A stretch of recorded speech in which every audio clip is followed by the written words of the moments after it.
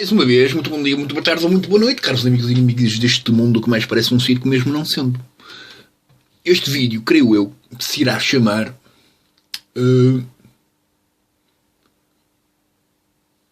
Leis Injustas. Leis injustas. Bom, é que, para quem alguma vez seguiu os meus vídeos, já tenho quase 600 vídeos só a falar comigo próprio.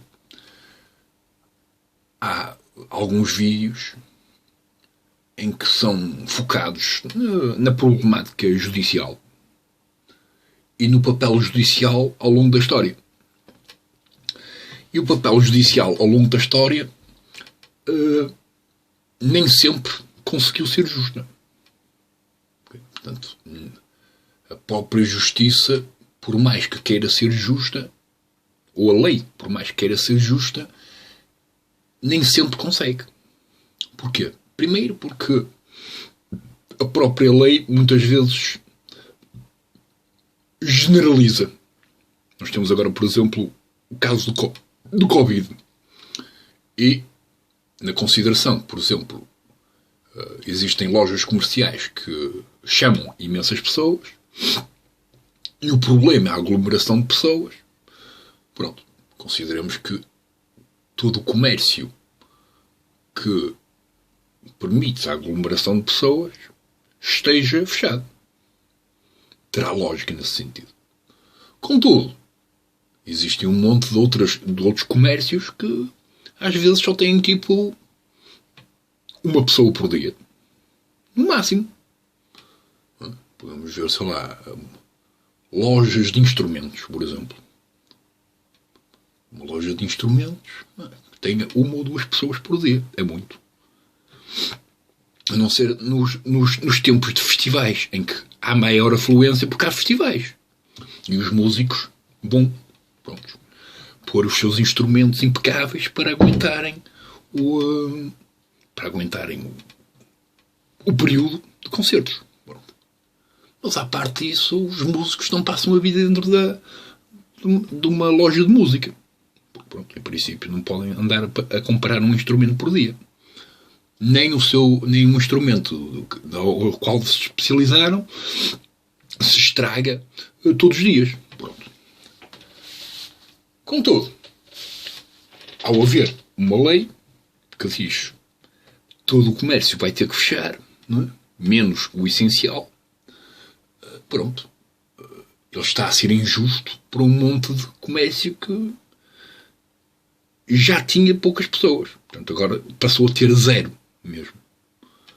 Pronto. E é mais complicado. Não é?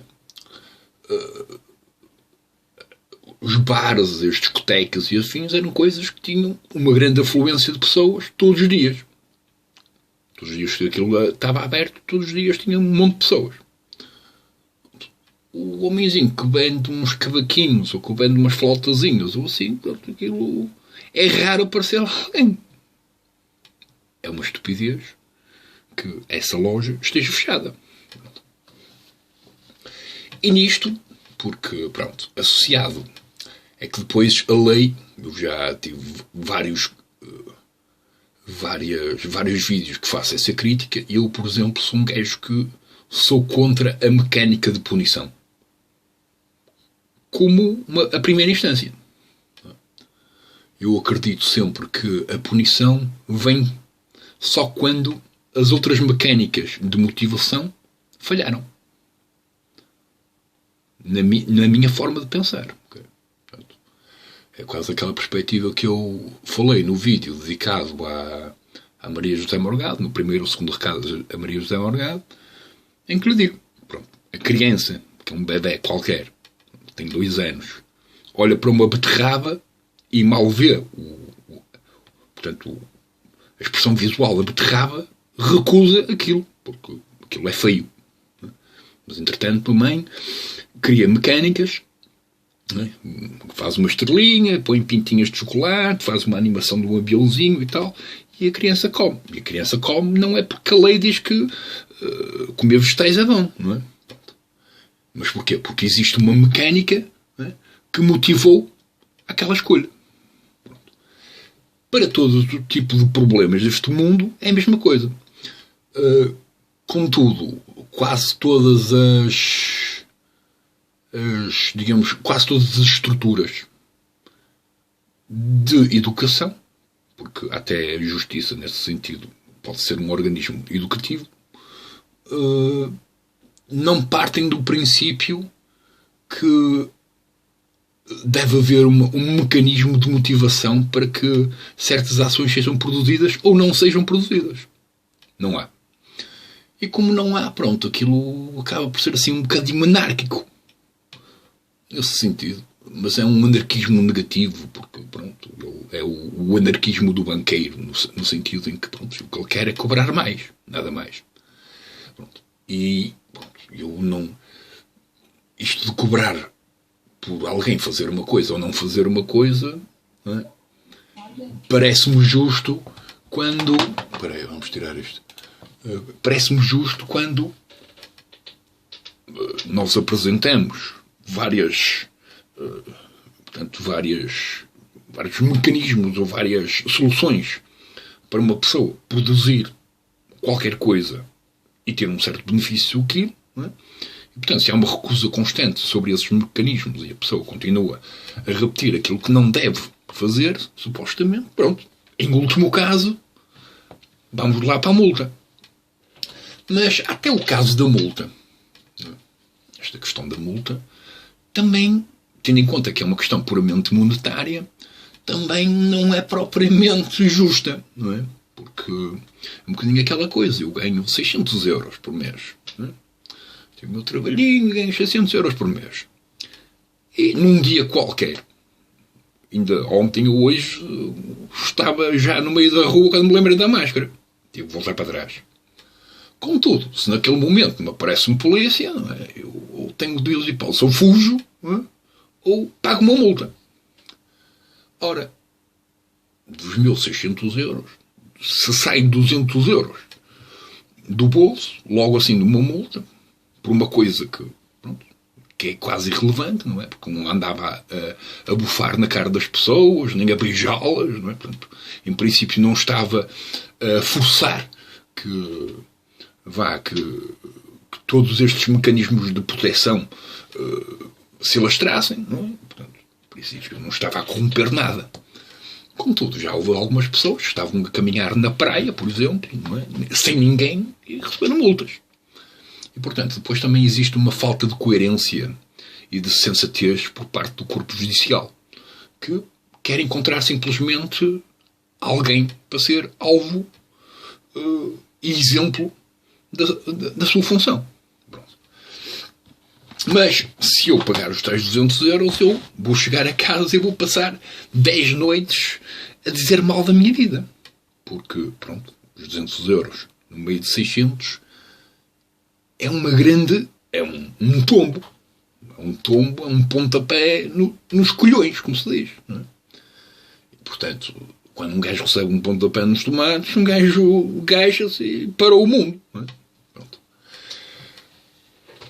E, na comparação de que existe uma multa associada, que é puramente económica, o Manel, que ganha, sei lá, 5.000 euros por mês, há quem ganhe muito mais. Pronto, ele não vai sentir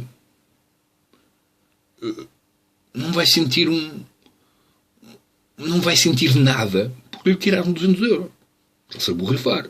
Com os restantes 4.800 euros vai continuar a ter uma vida minimamente porreirinha. Se o gajo ganhasse 10.000 euros, muito menos. Era quase como na comparação de eu chegar à rua, pegar em 2 cêntimos e atirá-los para a rua. Os 2 cêntimos no meio dos meus 600 euros não é nada. Portanto, não há... Não ia sentir... Não ia para casa ressentido. E isto porque a pena é económica. Se a pena de uma multa qualquer não tivesse uma associação económica, mas uma associação de uma ação obrigatória, aí seria justo para os dois. Porquê? Porque tanto o pobre como o rico teriam que fazer a mesma coisa. Vamos supor que toda a gente que anda sem máscara tem que passar um dia, sei lá, a cortar relva, ou a fazer de jardineiro, ou a limpar o lixo, sabe-se lá de onde. Existe muito, pelo mundo fora. Pronto. Se o castigo e a forma de punição for o tal trabalho, que é um trabalho voluntário e ou cívico, aquilo vai ser igual para os dois, vai ser justo para os dois. Porquê? Porque tanto faz, nenhum vai perder dinheiro, mas ambos vão perder um dia da sua vida que vão ter que ficar ali a fazer sabe-se lá o quê. E a cuidar de certas coisas que não foram eles que produziram. Não foram eles que deitaram lixo, ora para o rio, ora para o mar, ora na praia. Contudo, pronto, eles estão a fazer aquela função como castigo. Pronto. Isso parece-me mais justo, nesse sentido. Porque lá está, o gajo que ganha bem vai pegar na multa, e se for um gajo que ganha, aqueles gajos que ganham mesmo todo, ele está-se a borrifar para os 200 euros, ele chega à casa e vai dormir descansado. O Manel ou a Maria, que é sapateiro, alguns que ganham de peito 300 euros por mês, se lhe roubarem os 200 euros, não sei. Ou prostitui-se, ou vende droga, ou rouba. Não é? Porque retiraram-lhe tudo o que permitia o seu equilíbrio. E nesse sentido, pronto, eu não considero que a mecânica de punição e ou de multa seja uma solução justa. Justa. É que depois nós neste mundo, depois, pronto, nós somos uma espécie de negociadores, não é? De risco. Dos riscos. Faz lembrar um bocadinho aquela coisa, se me disserem assim, bem, se andar sem máscara, tem que nos dar 5 cêntimos. Não. Eu até posso passar o resto do mês sem máscara. Em princípio, não é? Se for só uma vez por dia, pronto.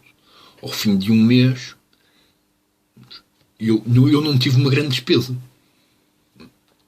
Contudo, o Manel, que ganha muito mais do que eu, o dobro, o triplo, o quádruplo, para ele ainda menos. Ele está-se a borrifar completamente para aquilo. E essa mecânica, que até está associada à educação, dos miudinhos, caraças, aquilo não resulta em coisas boas. Porque antes de chegar à necessidade de punição, tem que haver rios de possibilidades de não ir ao encontro da punição. Contudo, como eu digo, de uma forma puramente racional e fundada, ou até de uma forma provocatória e fundada, há mais de 20 séculos, mas já muito mais, que a necessidade de culpabilizar e de punir outros porque fizeram, sabe-se lá o quê, é a base comportamental e educacional das sociedades, sejam elas religiosas ou não religiosas. Não é? E, portanto, eu, por exemplo, sei lá, posso dar vários exemplos. Eu, por exemplo, para aprender a ler, não andei a receber chapadas para aprender a ler. Mesmo que eu tenha memória, perfeitamente memória, de uma professora da 2ª classe que me batia porque eu pronunciava mal o mês de fevereiro. Batia-me. Eu nunca mais me vou esquecer daquilo. Nem da mulher, nem disso. E para mim, ela podia ser queimada viva, mano. E eu iria para lá rir-me e aplaudir. Porque, à parte essa mulher, eu recebia mecanismos de motivação para continuar a ler. E para ter prazer em ler.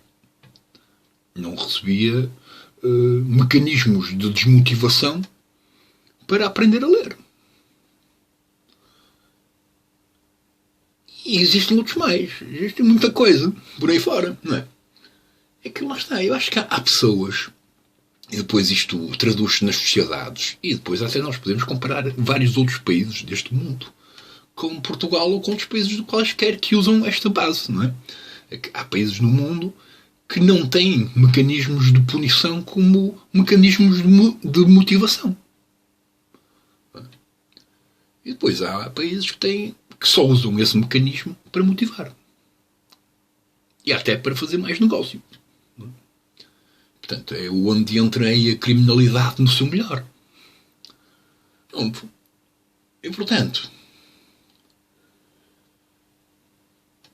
as leis, elas raramente são justas, porque lá está.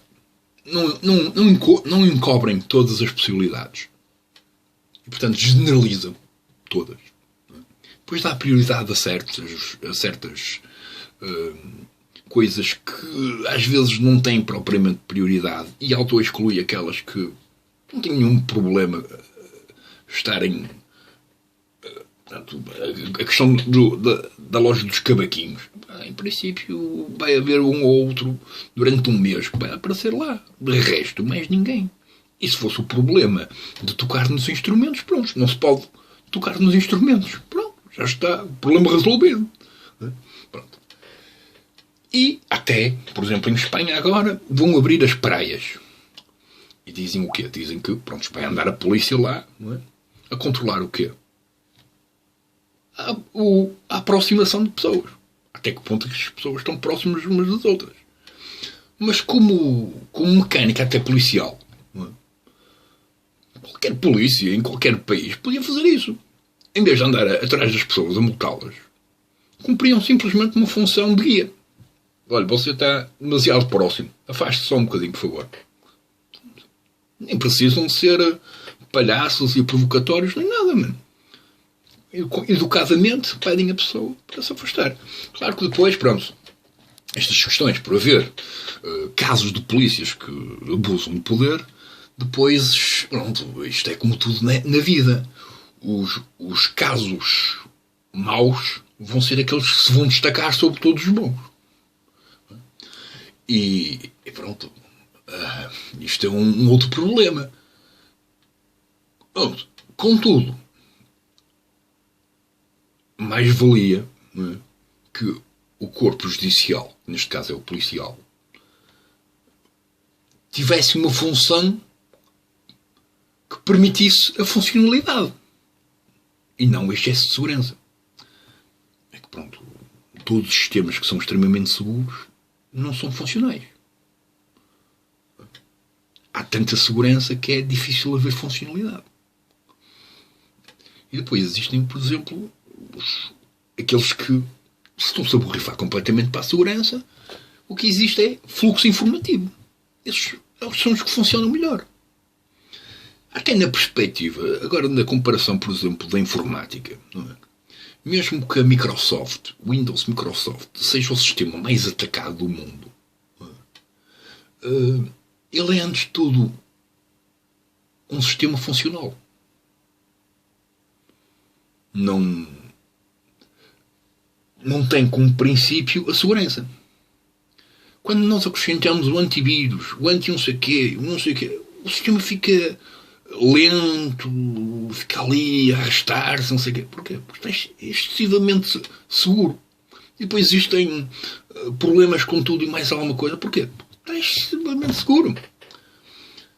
E pronto. E depois nós temos um grande computador, daqueles mesmo potentes, e pronto. Quase não vamos sentir a diferença. Não é? Porque pronto, o computador consegue processar tudo.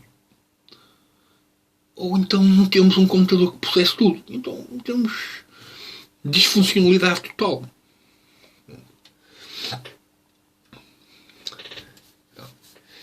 E lá está, pronto. Este vídeo vai se chamar Leis Injustas, creio eu. E pronto, e é só isso. É injusto